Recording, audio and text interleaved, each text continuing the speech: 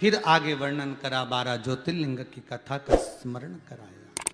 सुंदर भाव प्रस्तुत करते हुए 12 ज्योतिर्लिंग का स्मरण कराया। प्रथम सोमनाथ जी का वर्णन किया, जिसके अंतर्गत वर्णन करते हैं चंद्र को अहंकार आया, काया क्षीण हो जाती है, भगवान सोमेश्वर के रूप में विराजमान हुए, सोमेश्वर के रूप। फिर अगला वर्णन आया श्री मल्लिकार्जुन, कार्तिकेय बाबा रुष्ट होकर गए, भगवान उनको रिझाने के लिए पहुंचे, भगवान श्री शैलम पर सदा विराजमान हुए, मल्लिकार्जुन के रूप में विराजमान होते। अगला वर्णन आया है महाकाल, दूषण नाम के राक्षस का संहार करने के लिए भगवान कालों के काल महाकाल प्रकट हुए।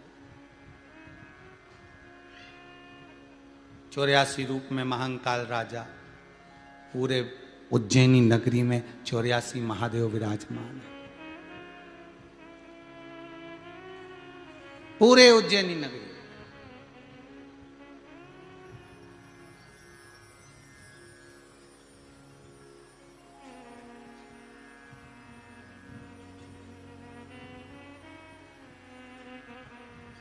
बस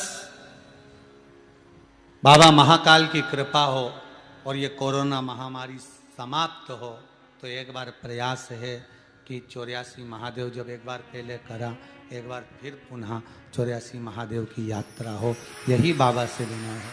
पर ये कोरोना महामारी शीघ्र समाप्त हो, जैसे पहले करा 84 महादेव 5 दिन में पूरा करा और शिव महापुराण की कथा का, ऐसा बाबा कृपा कर दे, जल्दी जल्दी कोरोना महामारी समाप्त करे।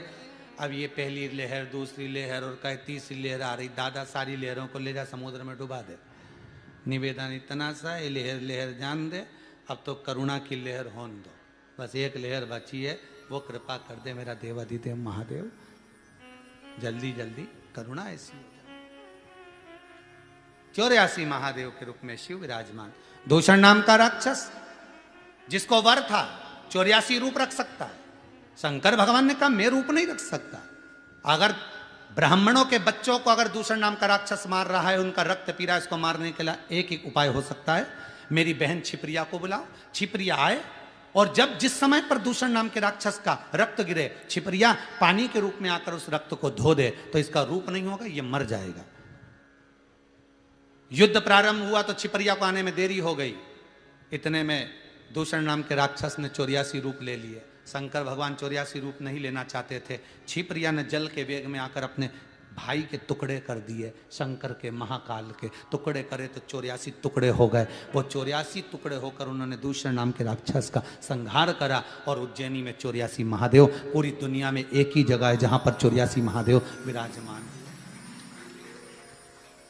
84 महादेव विराजमान, एक से कालों के काल महाकाल। अगला वर्णन आया है ओमकारेश्वर, विंध्य पर्वत ने तप साधना कर कर शिव को पाया। अगला वर्णन आया केदारनाथ जी, नर नारायण ने तप कर कर भगवान शिव को विराजमान करा। भीमाशंकर, कुंभकर्ण की पत्नी करकटी के गर्भ से एक बालक हुआ जिसका नाम था भीम, बड़ा उपद्रवी था, देवताओं के कार्य में विघ्न डालना।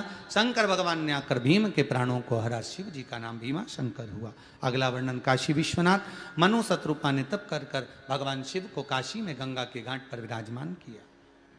त्र्यंबकेश्वर, गौतम बाबा पर गौ हत्या का दोष लगा, ब्रह्मा विष्णु महेश की आराधना करी, भगवान 3 शिवलिंग के रूप में, छोटे छोटे लिंग के रूप में विराजमान हुए, गौतम बाबा को गौ हत्या से मुक्त करा। वैद्यनाथ, रावण शिव जी को लेकर जा रहे थे, लघु शंका लगने पर शिव जी को भूमि पर रखा, उठा नहीं पाए, वैद्यनाथ जी के रूप में विराजमान हुए। अगला वर्णन आया है नागेश्वर, दारुक नाम के राक्षस का संहार करने के लिए भगवान नागेश्वर के रूप में विराजमान हुए। अगला वर्णन है रामेश्वर, भगवान राम लंका पर चढ़ाई करते समय शिव जी की स्थापना करते हैं, रामेश्वर के रूप में शिव विराजमान होते हैं। कृष्णेश्वर, सुधर्म नाम के ब्राह्मण की 2 धर्म पत्नियां थी, सुदेहा और घोषमा। घोषमा को संतान हुई, सुदेहा को संतान नहीं हुई, तब पति के कहने पर घोषमा ने सुदेहा को पुत्र दे दिया। बहू आ गई घर में, उसको मालूम पड़ा कि मेरी असली सास तो घोषमा, सुदेहा मेरी असली सास नहीं, तो सुदेहा को पूछती नहीं थी। जानकर गुस्सा आया सुदेहा को, सुदेहा ने पुत्र के टुकड़े टुकड़े कर दिए, कपड़े में बांधकर तालाब में फेंक दिए।